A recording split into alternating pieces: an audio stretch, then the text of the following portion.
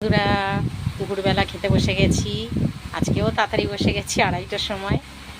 অন্যদিন 3:30 বাজে, তোমরা সবাই জানো। আজকে 2:30টার সময় খেতে বসে গেছি। দেখো আজকের কি রান্না করেছি, আর আমি কি খাবো সেটাও দেখো।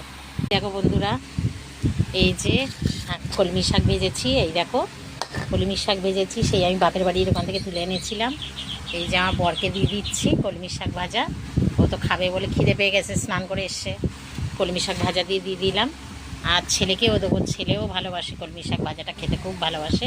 তার ছেলেকেও দিয়ে দিলাম।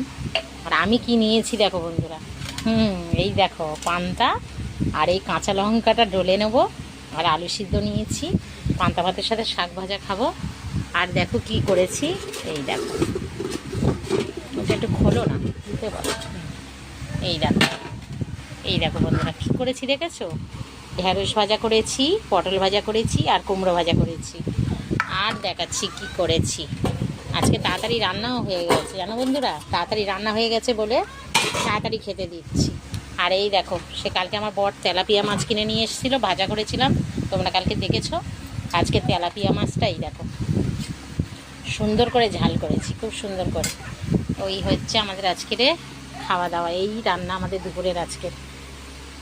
এখন খেয়ে নিই, খিদেও পেয়ে গেছে, খেয়ে নিই। কেমন লাগলো আমার ভিডিওটা দেখে তোমাদের?